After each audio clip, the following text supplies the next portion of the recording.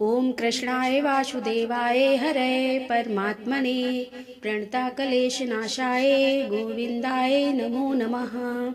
राधे राधे, जय श्री कृष्णा। आप सभी भक्तों का आज की कथा में हार्दिक स्वागत है।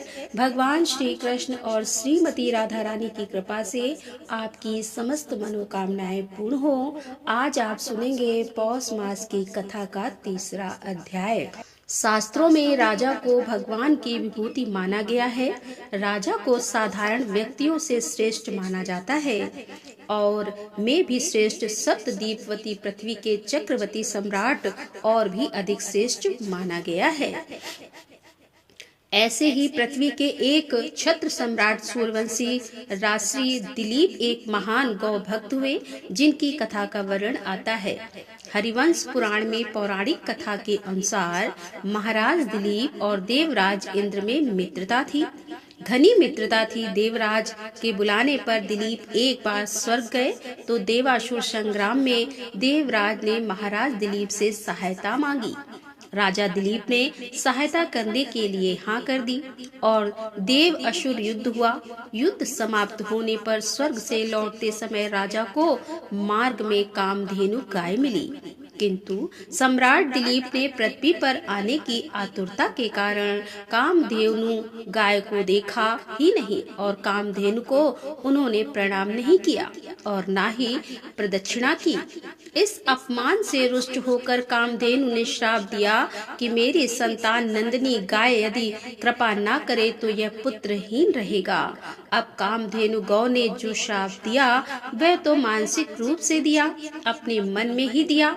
तो महाराज दिलीप को साप का कुछ पता ही नहीं था, किंतु उनके कोई पुत्र न होने से वे स्वयं महारानी तथा प्रजा के लोग भी चिंतित एवं दुखी रहते थे। पुत्र प्राप्ति की इच्छा से महाराज दिलीप रानी के साथ कुल गुरु महर्षि वशिष्ठ के आश्रम पर पहुँचे और महर्षि सब कुछ समझ गए। महर्षि ने कहा कि यह गौ माता के अपमान के पाप का फल है। सुरभि गौ की पुत्री नंदिनी गाय हमारे आश्रम पर विराजित है। महर्षि ने आदेश दिया कि कुछ काल आश्रम में रहो और मेरी कामधेनु नंदिनी की सेवा करो। तो महाराज ने गुरु की आज्ञा स्वीकार कर ली। महारानी सुदक्षिणा प्रातः काल उठकर उस गौ माता की भली भांति पूजा करती थी और आरती उतार कर नंदिनी को पति के संरक्षण में वन में चरने के लिए विदा करती और चक्रवर्ती सम्राट दिलीप दिन भर छाया की भांति उसका अनुगमन करते, उसके ठहरने पर ठहरते, चलते पर चलते और बैठने पर बैठ जाते और जल पीने पर जल पीते। संध्या काल में जब सम्राट के आगे आगे सक प्रसूता बाल वत्स नंदिनी आश्रम को लौटती तो महारानी देवी सुलक्षणा हाथ में अक्षत पात्र लेकर उसकी प्रदक्षिणा करती, उसे प्रणाम करती और अक्षता आदि से पुत्र प्राप्ति रूप अविष्ट चिंतन दह ली जाने पर नंदिनी की रात्रि में पुनः दंपति पर चर्या करती। अपने हाथों से ही कोमल हरित शशमल खिलाकर उसकी परितृप्ति करके विश्राम करने पर ही शयन करते थे। इस तरह उसकी परिचर्या करते करते 21 दिन बीत गए। अब एक दिन कुछ ऐसा हुआ कि वन में नंदिनी का अनुराग करते महाराज दिलीप की दृष्टि क्षण भर को अरण्य की प्राकृतिक सुंदरता में अटक गई। तभी उन्हें नंदिनी का आर्तनाद सुना दिया। वह एक भयानक सिंह के पंजों में फंसी हुई छटपटा रही थी। उन्होंने आक्रामक सिंह को मारने के लिए अपने तरकस से तीर निकाला, किंतु उनका हाथ जड़त निश्चेष्ट होकर वहीं अटक गया। वे चित्र लिखे से खड़े रह गए और भीतर ही भीतर छटपटाने लगे। तभी मनुष्य की वाणी में सिंह बोल उठा, राजन, तुम्हारे शस्त्र संधान का श्रम उसी तरह व्यर्थ है जैसे वृक्षों को उखाड़ देने वाला प्रभंजन पर्वत से टकराकर व्यर्थ हो जाता है। हे राजन, मैं भगवान शिव के गढ़ निकुंभ का मित्र हूँ, कुभोज हूँ। भगवान शिव ने सिंह व्रति देकर मुझे हाथी आदि से इस वन के देवदारों की रक्षा का भार सौंपा है। इस समय जो भी जीव सर्वप्रथम मेरे दृष्टिपथ में आता है वह मेरा भक्ष बन जाता है। इस गाय ने इस संरक्षित वन में प्रवेश करने की अनाधिकार चेष्टा की है और मेरे भोजन की वेला में यह मेरे सम्मुख है, अतः इसे ग्रहण करके अपनी क्षुधा को शांत करूंगा। तुम लज्जा और ग्लानि छोड़कर वापस लौट जाओ। किंतु पर दुख कातर दिलीप भय और व्यथा से छटपटा और नेत्रों से अविरत अश्रुधारा बहती नंदिनी को देखकर और उस संध्या काल में अपनी माँ की उत्कंठा से प्रतीक्षा करने वाले उसके दूध मुँह बछड़े का स्मरण करके करुणा से विकलिंग मूल्यवान जान पड़ा और उन्होंने सिंह से प्रार्थना की कि वह उनके शरीर को खाकर अपनी भूख मिटा ले और बाल वत्स नंदिनी को छोड़ दे। सिंह ने राजा के इस अद्भुत प्रस्ताव का उपहास करते हुए कहा, राजन, तुम तो चक्रवर्ती सम्राट हो, गुरु को नंदिनी के बदले करोड़ों दुधारू गाय देकर प्रसन्न कर सकते हो। अभी तुम युवा भी हो। इस तुच्छ प्राणी के लिए अपने सुंदर स्वस्थ शरीर और यौवन की अवहेलना करके जान की बाजी लगाने वाले सम्राट लगता है तुम अपना विवेक खो बैठे हो।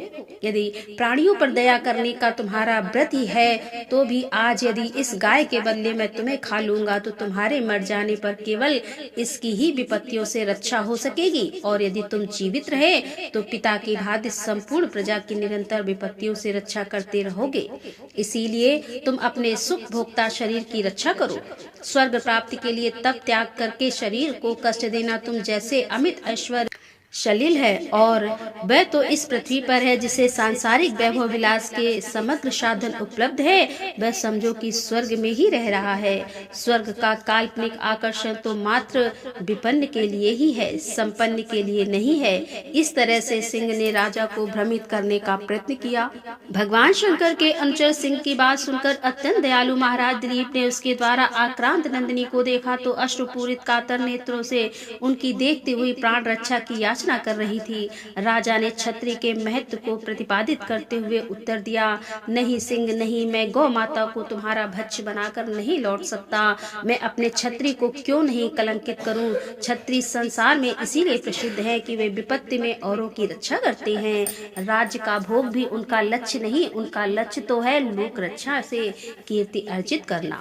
निंदा से मलिन प्राणों और राज्यों को वे तुच्छ वस्तुओं की तरह त्याग कर देते हैं। इसीलिए तुम मेरे यश शरीर पर दयालु हो, मेरे भौतिक शरीर को खाकर उसकी रक्षा करो, क्योंकि यह शरीर तो नश्वर है, मरण धर्मा है। इसीलिए इस पर हम जैसे विचारशील पुरुषों की ममता नहीं होती।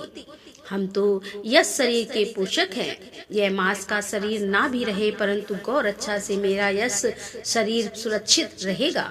संसार यही कहेगा कि गौ माता की रक्षा के लिए एक सूर्यवंश के राजा ने प्राणों की आहुति दे दी। एक चक्रवर्ती सम्राट के प्राणों से भी अधिक मूल्यवान एक गाय है। सिंह ने कहा, अगर आप अपना शरीर मेरा आहार बनाना ही चाहते हैं तो ठीक है। सिंह के स्वीकृत दे देने पर राष्ट्रीय दिलीप ने शस्त्रों को फेंक दिया और उसके आगे अपना शरीर मांस पिंड की तरह खाने के लिए डाल दिया और वे जाके सिर झुकाए आक्रमण की प्रतीक्षा करने लगे। तभी आकाश से विद्याधर उन पर पुष्प वृष्टि करने लगे। नंदिनी ने कहा, हे पुत्र उठो। यह मधुर दिव्य वाणी सुनकर राजा को महान आश्चर्य हुआ और उन्होंने वात्सल्य में जननी की तरह अपने स्तनों से दूध बहाती हुई नंदिनी को देखा, किंतु सिंह तो कहीं दिखलाई ही नहीं दिया। अब आश्चर्यचकित दिलीप से नंदिनी ने कहा कि हे सत्य पुरुष, तुम्हारी परीक्षा लेने के लिए मैंने ही माया स्वसिंह की सृष्टि की थी। महर्षि वशिष्ठ के प्रभाव से यमराज भी मुझ पर प्रहार नहीं कर सकता, तो अन्य सिंह आदि की क्या शक्ति है। मैं तुम्हारी गुरु भक्ति से और मेरे प्रति प्रदर्शित दया भाव से अत्यंत प्रसन्न हूँ। वर मांगो। तुम मुझे दूध देने वाली मामूली गाय मत समझो, अपितु संपूर्ण कामनाएं पूरी करने वाली कामधेनु जानो। अब राजा ने दोनों हाथ जोड़कर वंश चलाने वाले अनंत कीर्ति पुत्र की याचना की। नंदिनी ने तथास्तु कहा।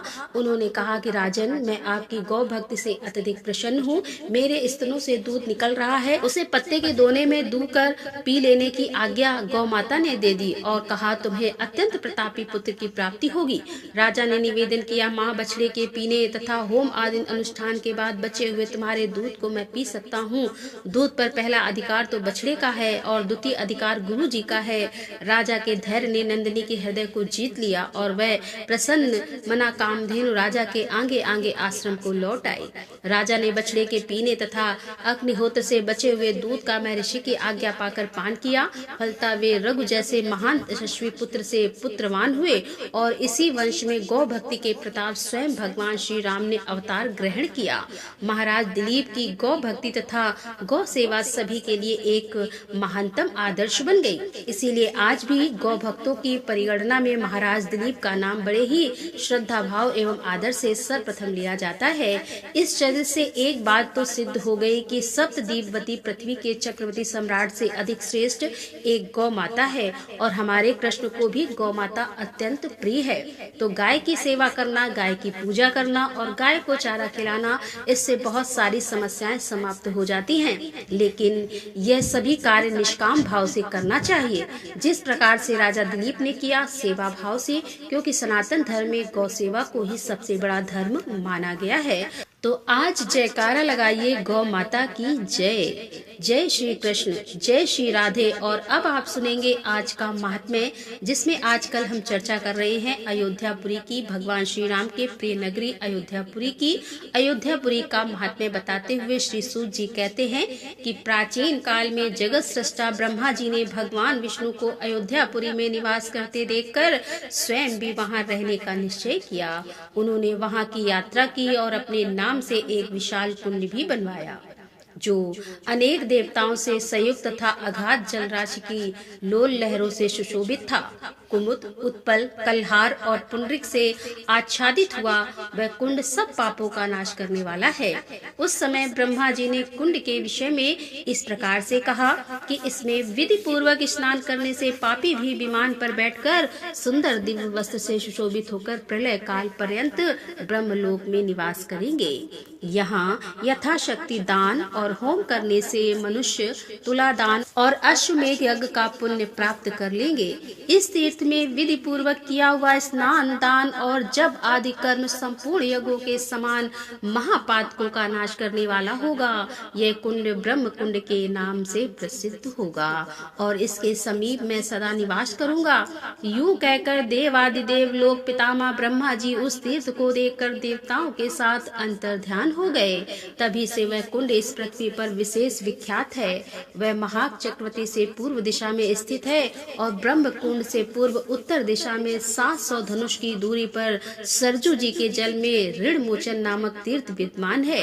वहां पूर्व काल में तीर्थ यात्रा के प्रसंग से आए हुए मुनिवर लोमस ने विधि पूर्वक स्नान किया था। इससे ऋण मुक्त एवं पाप शून्य हो गए थे। तब उन्होंने अपनी दोनों भुजाएं ऊपर उठाकर हर्ष से आंसू बहाते हुए कहा कि यह ऋण मोचन नामक तीर्थ बहुत ही उत्तम है। मनुष्य पर लोक और परलोक के जो 3 प्रकार के ऋण होते हैं, वे सब इस तीर्थ में स्नान करने मात्र से क्षण भर में नष्ट हो जाते हैं। इसीलिए यहाँ फल की इच्छा रखने वाले पुरुषों को श्रद्धा पूर्वक विधि के साथ यथाशक्ति स्नान और दान करना चाहिए। इस प्रकार तीर्थ का महात्म्य बतलाकर मुनि श्रेष्ठ लोमस उसके गुण की प्रशंसा करते हुए अंतर्ध्यान हो गए। ऋण मोचन तीर्थ से पूर्व दिशा में 20 धनुष की दूरी पर पाप मोचन तीर्थ है। यह भी सरयू के जल में ही है। वहां स्नान करने से मनुष्य उसी क्षण सब पापों से मुक्त होकर शुद्ध चित्त हो जाता है। पंचाल देश में नरहरि नाम से प्रसिद्ध एक ब्राह्मण था, जो दुष्टों के संग के प्रभाव से पापा आत्मा हो गया था। उसने ब्रह्म हत्या आदि अनेक प्रकार के पाप किए थे। पापियों के संसर्ग में आकर वह तीनों वेदों के मार्ग की निंदा करता था। वह किसी समय साधु के साथ तीर्थ यात्रा के प्रसंग से अयोध्या जी में आया। उस महापात्र की ब्राह्मण ने साधु संग से पाप मोचन तीर्थ में स्नान किया। फिर तो उसी क्षण उसकी सारी पाप राशि नष्ट हो गई और वह निष्पाप होकर दिव्य विमान पर बैठकर विष्णु धाम में चला गया। मनुष्यों को सब पाप की शुद्धि के लिए वहाँ माघ शीर्ष कृष्ण चतुर्दशी को विशेष रूप से स्नान और दान करना चाहिए। अन्य समय में भी स्नान करने पर सब पापों का क्षय हो जाता है। पाप मोचन तीर्थ से पूर्व दिशा में 100 धनुष की दूरी पर सहस्त्रधारा नामक उत्तम तीर्थ है, जो सब पापों का नाश करने वाला है। उसी में शत्रु वीरों का नाश करने वाले वीरवर लक्ष्मण जी श्री रामचंद्र की आज्ञा से योग शक्ति द्वारा प्राण त्याग कर अपने शेष नामक स्वरूप को प्राप्त हुए थे। एक धनुष का प्रमाण 3.5 हाथ माना गया है और 4 हाथ का एक दंड बताया गया है। पहले की बात है कि रघुकुल नायक श्री रामचंद्र जी देवताओं का कार्य पूरा करके काल के साथ बैठकर एकांत में मंत्रणा कर रहे थे। उस समय उन्होंने ये प्रतिज्ञा की थी कि परस्पर मंत्रणा करते समय हम दोनों को जो कोई समीप आकर देखेगा वह शीघ्र ही मेरे द्वारा त्याग दिया जाएगा। ऐसा निश्चय करके जब वे मंत्रणा करने लगे तब लक्ष्मण जी राज दरबार पर खड़े होकर पहरा देने लगे। उसी समय तेजोनिधि तपोराशि दुर्वासा जी वहां पहुंचे और भूख से व्याकुल होकर लक्ष्मण जी से प्रेम पूर्वक बोले कि हे सुमित्रानंदन, तुम शीघ्र जाओ तथा श्री रामचंद्र जी के आगे मेरा आगमन की सूचना दो। मैं कारवश उनसे मिलने आया हूँ। मेरी बात तुम्हें टालनी नहीं चाहिए। अब दुर्वासा ऋषि किसी को भी श्राप बहुत जल्दी देते थे, तो लक्ष्मण जी उनके श्राप से डरकर शीघ्र ही भीतर गए और श्री रामचंद्र जी तथा कालदेव दोनों के सामने खड़े होकर यह निवेदन किया कि तपोराशि अतिनंदन दुर्वासा श्री रघुनाथ जी का दर्शन करने के लिए आए हुए हैं। अब श्री रामचंद्र जी ने काल से सलाह करके उन्हें विदा किया तथा स्वयं बाहर निकले। बाहर आने पर उन्होंने मुनि को देखा और प्रणाम करके उन्हें आदर पूर्वक भोजन कराया। उसके बाद उन्हें सम्मान पूर्वक विदा किया तथा सत्य भंग होने के भय से श्री रघुवीर जी ने लक्ष्मण जी को त्याग दिया। अब लक्ष्मण जी भी अपने बड़े भाई की आज्ञा को सफल बनाने के लिए सरयू के तट पर आए और स्नान करके ध्यान का आश्रय लेकर सच्चिदानंदम परमेश्वर में अपने शांत मन को शीघ्र ही लगाकर अविचल भाव से बैठ गए। तब तदंतर सहस्त्र फनों से सुशोभित शेषनाग पृथ्वी से सहस्त्र छिद्रों में भेदन करके वहां प्रकट हुए। इसी समय देवराज इंद्र भी देवताओं को साथ लेकर स्वर्ग लोक से वहां आए। शेष नाग के फनों की सहस्त्र मणियों से वहां की पृथ्वी दग्ध हो गई थी। इसीलिए सरयू तटवर्ती वह शुभ काक महातीर्थ शस्त्रधार के नाम से विख्यात हुआ। इस क्षेत्र का प्रमाण 25 धनुष है। इस तीर्थ में मनुष्य श्रद्धा पूर्वक स्नान, दान और श्राद्ध करने से सब पापों से शुद्ध होकर भगवान विष्णु के लोक में जाता है। इसमें स्नान करके अविनाशी भगवान शेष की विधि पूर्वक पूजा करने वाला मनुष्य वैकुंठ धाम को प्राप्त होता है। अतः इस तीर्थ में विधिवत स्नान करना चाहिए। सावन के शुक्ल पक्ष में जो पंचमी तिथि होती है उसमें यहाँ नागों के उद्देश्य से यत्न पूर्वक उत्सव करना चाहिए। उस उत्सव में पहले शेष नाग का पूजन करना उचित होता है। नाग पूजा पूर्वक ब्राह्मण को भक्ति पूर्वक संतुष्ट किया जाए तो सभी सर्प प्रसन्न होते हैं और प्रसन्न होने पर वे मनुष्यों को कभी पीड़ा नहीं देते। जो वैशाख मास में एकाग्रचित होकर यहाँ स्नान करते हैं उनकी पुनरावृत्ति नहीं होती अर्थात उनका पुनः जन्म नहीं होता। इसलिए मनुष्य को इस तीर्थ में यत्न पूर्वक वैशाख मास का स्नान, दान और श्री हरि का पूजन और ब्राह्मणों का सत्कार करना चाहिए। जो बुद्धिमान मनुष्य इस तीर्थ में अपनी शक्ति के अनुसार विधि पूर्वक स्नान, दान आदि करता है वह शुद्ध चित्त होकर इस लोक में प्रचुर सुखों का उपभोग करता है और भक्ति भाव के प्रभाव से अंत में से सही भगवान विष्णु का सायुज्य प्राप्त कर लेता है। सूत जी कहते हैं कि स्वर्ग के द्वार नाम से प्रसिद्ध तीर्थ सब पापों को दूर करने वाला है और स्वर्ग द्वार के महात्म्य का विस्तार पूर्वक वर्णन करने में तो कोई भी समर्थ नहीं है। इसीलिए संक्षेप से सुनो। सरयू के जल में सहस्त्रधारा तीर्थ से लेकर पूर्व दिशा में 636 धनुष तक पुराण के ज्ञाताओं ने स्वर्ग द्वारा का विस्तार बतलाया है। सब तीर्थों में स्नान करने का फल अपने को प्राप्त हो ऐसी इच्छा रखने वाला पुरुष को यहाँ विशेष रूप से प्रातः काल स्नान करना चाहिए। स्वर्ग द्वार में जो जप, तप, हवन, दर्शन और ध्यान, अध्ययन एवं दान किया जाता है वह सब अक्षय होता है। सहस्त्र जन्मांतर से पहले जो पाप संचित किया गया है वह स्वर्ग द्वार द्वार में प्रवेश करने मात्र से तत्काल नष्ट हो जाता है। ब्राह्मण, क्षत्रिय, वैश्य और शूद्र वर्ण शंकर मिले संकीर्ण पाप योनि, कीड़े मकोड़े, मृग, पक्षी जो भी स्वर्ग द्वार में काल से मृत्यु को प्राप्त होते हैं, वे सब हाथ में कोमोद की गदा लेकर गरुड़ ध्वज रथ पर आरूढ़ होकर सुंदर कल्याण में वैकुंठ धाम में जाते हैं। जो लोग आदर पूर्वक वहाँ मध्याह्न में स्नान करते हैं तथा जो जितेंद्रिय पुरुष स्वर्ग द्वार में निराहार व्रत करते हैं अथवा जो 1 मास तक उपवास करने वाले हैं, वे सभी उत्तम स्थान को प्राप्त करते हैं। जो स्वर्ग दवा में ब्राह्मणों को अन्न दान, रत्न दान, भूमि दान, गौ दान तथा वस्त्र दान करते हैं, वे सब श्री हरि के धाम को जाते हैं। हे देवादिदेव भगवान विष्णु अपने स्वरूप को 4 शरीरों में व्यक्त करके रघुवंश शिरोमणि श्री राम होकर अपने तीनों भाइयों के साथ यहाँ नित्य विहार करते हैं। इसी स्वर्ग द्वार में कैलाश निवासी शिव भी वास करते हैं। मेरु तथा मंदरांचल के समान पाप की बड़ी भारी राशि भी स्वर्ग द्वार में पहुँचते ही नष्ट हो जाती है। ऋषि, देवता, असुर जप, होम परायण, मनुष्य, सन्यासी स्वर्ग द्वार का सेवन करते हैं। काशी में योग युक्त होकर शरीर त्याग करने वाले पुरुषों को जो गति प्राप्त होती है, वही एकादशी को सरयू में स्नान करने मात्र से मिल जाती है। वे भगवान विष्णु की भक्ति को पाकर निश्चय ही परमानंद को प्राप्त होते हैं। एक समय शीत रश्मि चंद्रमा अयोध्यावासी भगवान विष्णु को नमस्कार करके उत्कंठा पूर्वक यहाँ के तीर्थ की महिमा का साक्षात्कार करने के लिए आए, तो यहाँ आकर उन्होंने क्रमशः प्रत्येक तीर्थ में विधि पूर्वक यात्रा की। इससे उन्हें अनेक प्रकार के आश्चर्य का अनुभव हुआ। तत्पश्चात दुष्कर तपस्या द्वारा भगवान विष्णु की आराधना करके उनकी प्रसन्नता प्राप्त की और वहाँ अपने नाम के साथ भगवान का नाम रखकर उनके अर्च विग्रह को स्थापित किया। इससे वे भगवान वहाँ चंद्र हरि के नाम से विख्यात हुए। श्री वासुदेव के प्रसाद से वह स्थान अद्भुत हो गया।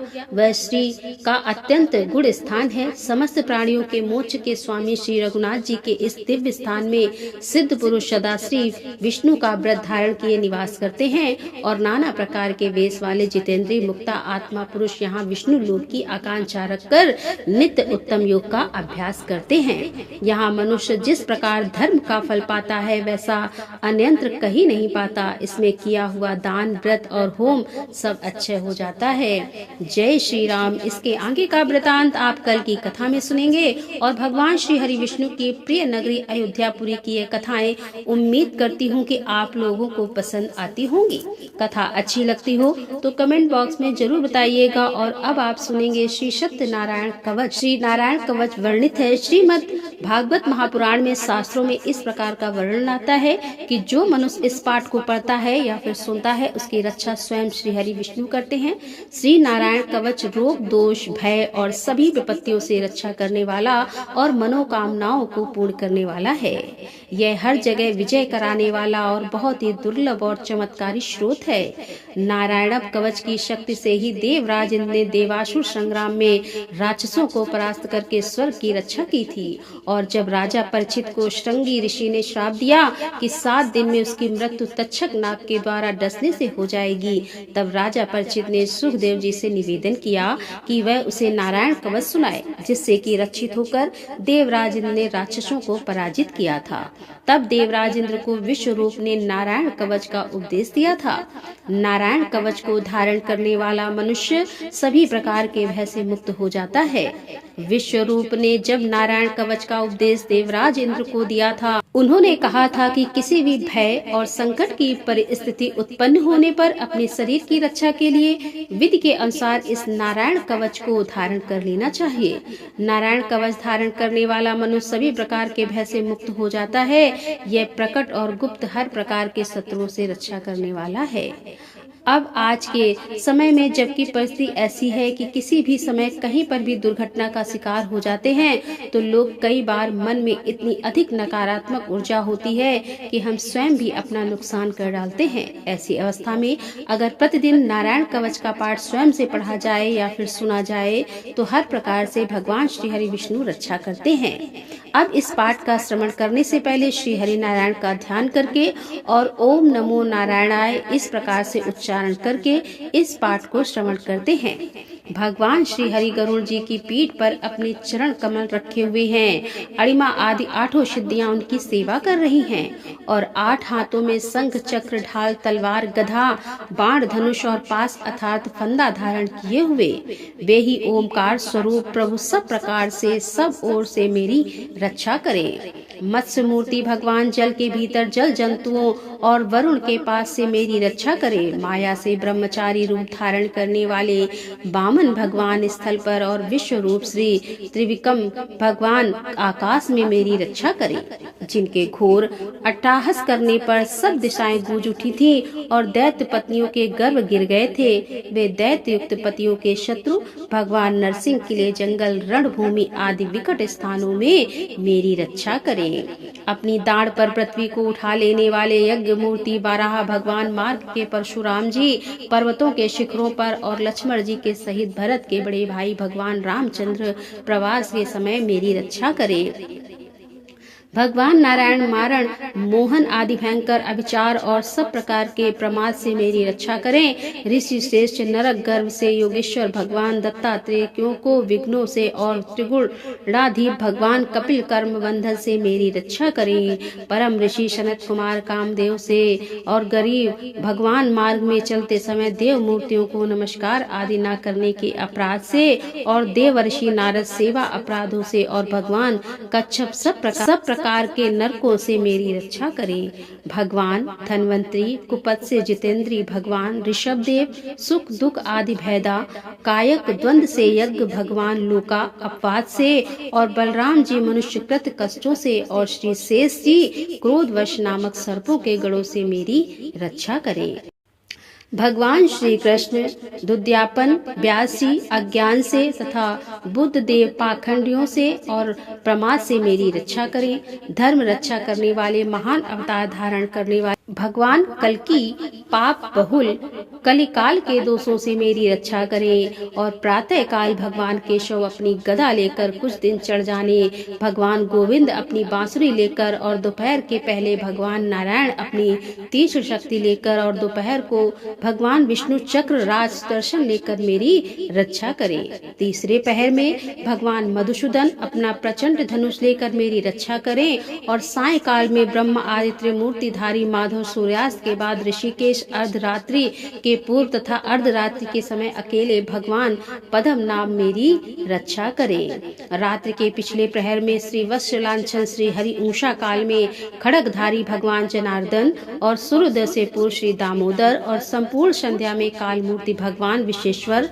हे सुदर्शन, आपका आकार चक्र रथ के पहिए की तरह है। आपके किनारे का भाग प्रलय कालीन अग्नि के समान अत्यंत तीव्र है। आप भगवान की प्रेरणा से सब ओर घूमते रहते हैं। आप भगवान की प्रेरणा से सब ओर घूमते रहते हैं। जैसे आग वायु की सहायता से सूखे घास फूस जल डालती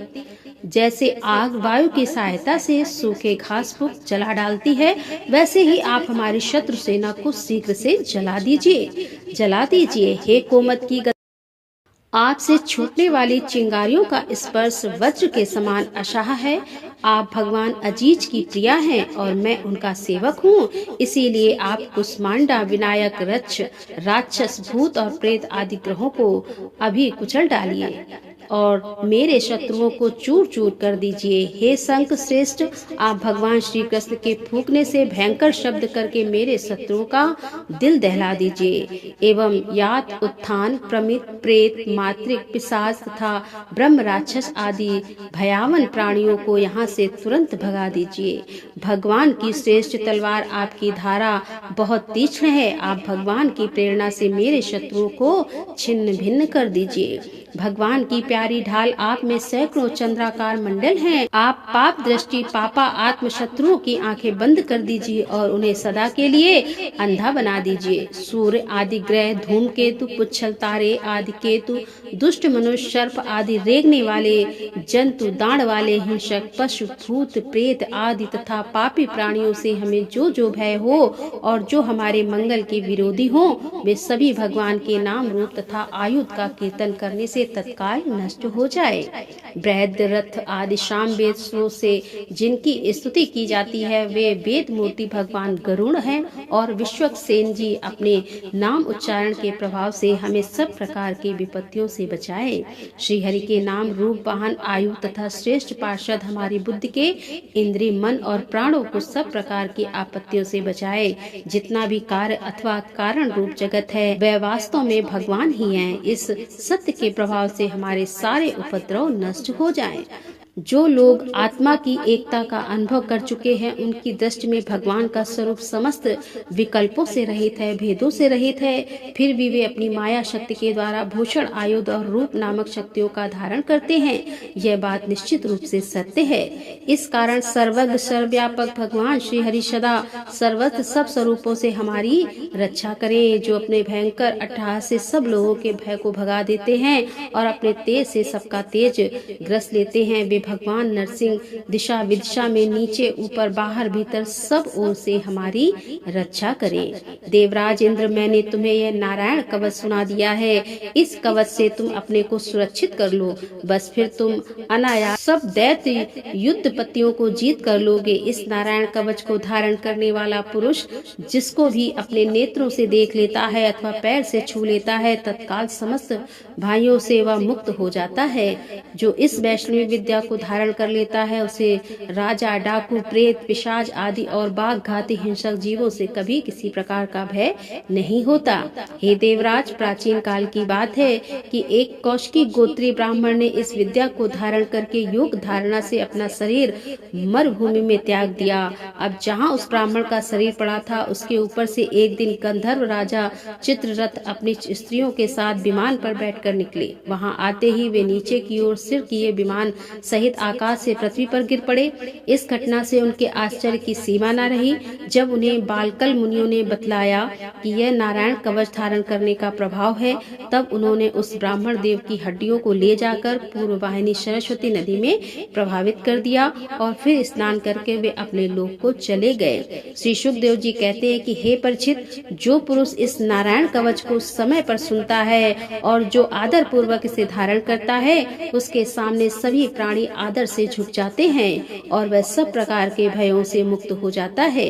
हे परीक्षित, सतकृत इंद्र ने आचार्य विश्व रूप जी से यह वैष्णवी विद्या प्राप्त करके रणभूमि में असुरों को जीत लिया और वे त्रैलोक लक्ष्मी का उपभोग करने लगे। श्री नारायण कवच संपूर्ण हुआ। तो दोस्तों, ये था आज का वीडियो। यदि वीडियो पसंद आया हो तो वीडियो को लाइक करें, दोस्तों के साथ शेयर करें और हमारे चैनल पर यदि आप पहली बार आ रहे हैं और अभी तक आपने हमारे चैनल को सब्सक्राइब नहीं किया है तो कृपया हमारे चैनल को सब्सक्राइब कर ले। मिलते हैं अगले वीडियो के साथ, तब तक के लिए राधे राधे, जय श्री कृष्णा, हर हर महादेव, जय भोलेनाथ।